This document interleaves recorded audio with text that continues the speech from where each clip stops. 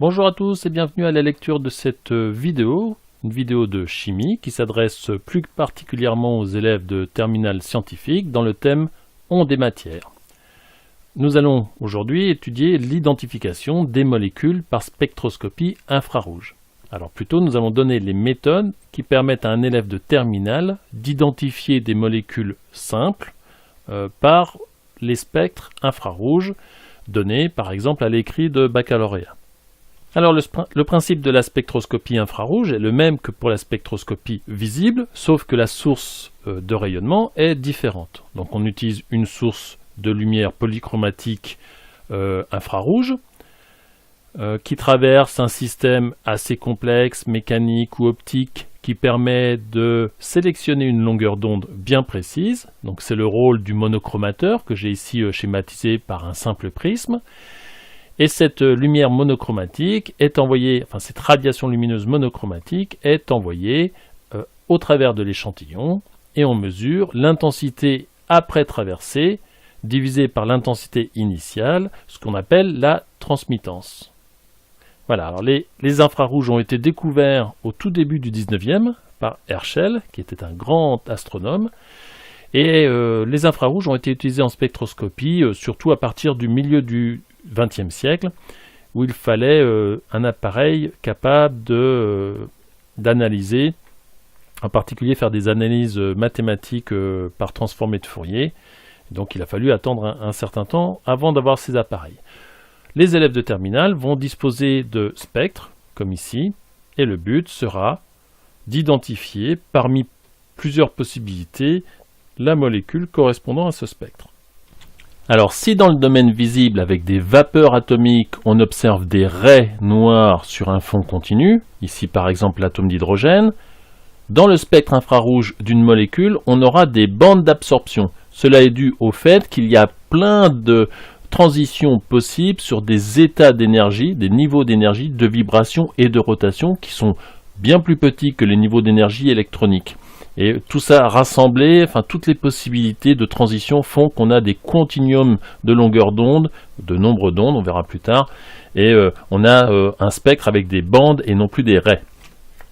Alors il est important de savoir lire un spectre infrarouge, en particulier l'ordonnée qui est la transmittance. Eh bien ça correspond simplement lorsqu'elle est élevée à un échantillon qui n'absorbe pas, l'échantillon transmet la lumière qui le traverse, tandis que pour certaines longueurs d'onde ou nombre d'ondes, eh bien, on a une transmittance faible et donc une absorbance élevée. Donc ici, on a une bande d'absorption intense parce qu'on a une faible transmission et une forte absorbance. Les abscisses sont graduées en nombre d'ondes, c'est simplement l'inverse de la longueur d'onde et ça correspond en fait aux transitions énergétiques entre les différents niveaux de vibration. Ici on a les transitions les plus énergétiques. Il faut savoir vérifier que les nombres d'ondes extrêmes du spectre correspondent aux infrarouges. Donc il suffit simplement de faire lambda égale l'inverse du nombre d'ondes, on fait notre conversion en centimètres puis en nanomètres pour comparer, et on a bien 20 000 nanomètres et 2000 nanomètres au-dessus de 800 nanomètres. Alors comment s'y prendre quand on dispose d'un spectre infrarouge et qu'une molécule est candidate pour expliquer ce spectre? Ici par exemple on a un sujet de baccalauréat où il fallait faire correspondre les deux bandes d'absorption 1 et 2 à des liaisons présentes dans la molécule d'ibuprofène. La première des choses à faire est d'identifier les groupes caractéristiques de la molécule candidate. Ici il n'y en a qu'une, on identifie le groupe caractéristique carboxyle, c'est-à dire que la molécule d'ibuprofène est un acide carboxylique. Ça, c'est la première des choses à faire. Une fois qu'on a identifié le ou les groupes caractéristiques, eh bien, on fait une correspondance entre les tables de données spectroscopiques et le spectre. Donc ici, on n'a pas 36 000 liaisons à identifier, on a ces doubles liaisons O, et on a cette liaison qu'on rencontre très souvent, qui est la liaison OH. Alors, il suffit ensuite de vérifier les correspondances. Donc, je ne regarde que l'acide carboxylique. Ici, j'ai OH d'un acide carboxylique. Le nombre d'ondes doit être compris entre 2500 et 3200 cm-1. Cela correspond à cette bande d'absorption qui est large. On vérifie pour l'autre liaison, C double liaison O. Elle se situe vers 1700-1725 cm-1, ce qui est bien le cas ici. Elle est bien fine et elle est bien forte, c'est-à-dire d'intensité élevée. Donc on a ici une grande absorbance due à la liaison C double liaison O de l'acide carboxylique. Alors attention, dans ce que vous écrivez à propos des bandes d'absorption, elles ne sont dues qu'aux liaisons qui sont présentes dans la molécule. Toutes ces bandes d'absorption ont pour origine des liaisons et des états de vibration et de rotation des liaisons de la molécule analysée. Donc n'allez pas chercher une autre cause que des liaisons contenues dans la molécule. Il est donc fondamental pour comprendre, pour analyser un spectre infrarouge, de maîtriser les groupes caractéristiques que vous avez rencontrés cette année en terminale. Donc tous ces groupes caractéristiques sont à connaître par cœur. Et ensuite, il suffit d'avoir une bonne description de votre spectre et de faire une bonne correspondance entre les tables spectroscopiques et votre spectre. N'oubliez pas d'avoir un vocabulaire simple, mais correct. Ici, on a une bande d'absorption intense et fine. Ici, on a une bande d'absorption large et relativement intense. Exemple d'application, on a une synthèse de la benzocaïne, on part d'un acide carboxylique et on veut vérifier que le produit obtenu est bien la benzocaïne. Donc on a deux spectres et on voit tout de suite la différence ici. Sur le produit obtenu, on remarque que la bande large d'absorption due aux liaisons OH n'est plus ici, enfin n'est plus présente dans le spectre. Donc on a bien en fait cette molécule qui a été transformée et la liaison OH qui était responsable de cette bande d'absorption n'est plus dans la molécule produit de cette synthèse, et on peut ainsi s'assurer que la synthèse s'est correctement déroulée. La lecture de la suite du spectre confirmerait le fait qu'on a bien de la benzocaïne. Alors, élèves de terminale, ne vous souciez pas de cette partie du spectre pour des nombres d'ondes inférieurs à 1500 cm-1, c'est ce qu'on appelle l'empreinte digitale, c'est une affaire de spécialistes.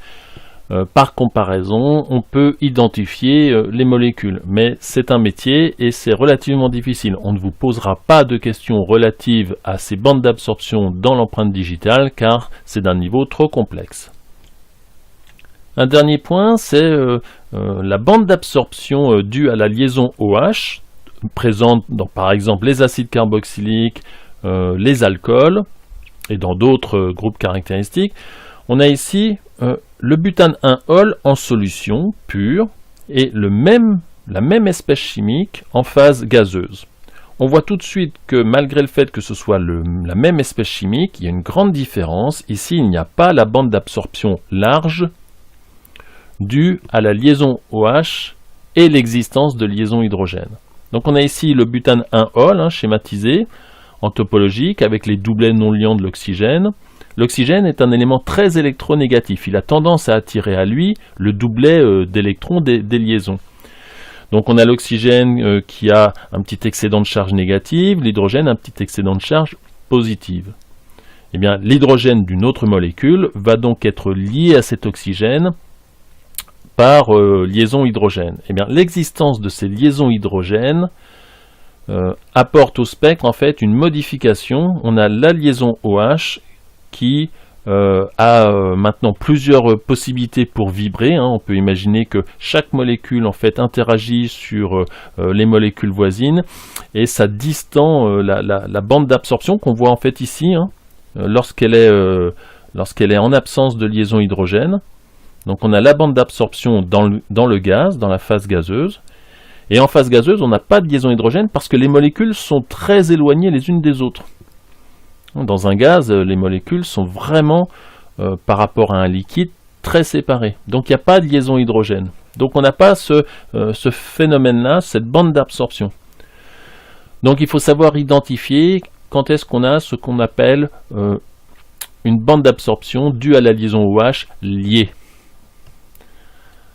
Voilà, donc pas de liaison hydrogène. Cette bande d'absorption de la liaison OH est très caractéristique. Elle se situe vers les 3100, 3200, 3000, ici 3300 cm-1. Elle est vraiment très caractéristique et on la rencontre très souvent. Donc dès que vous voyez une bande large avec centrée sur 3200-3300 cm-1, vous pouvez être certain que c'est la liaison OH. Voilà, je vous remercie pour votre attention, bon courage et à la prochaine fois pour une nouvelle vidéo.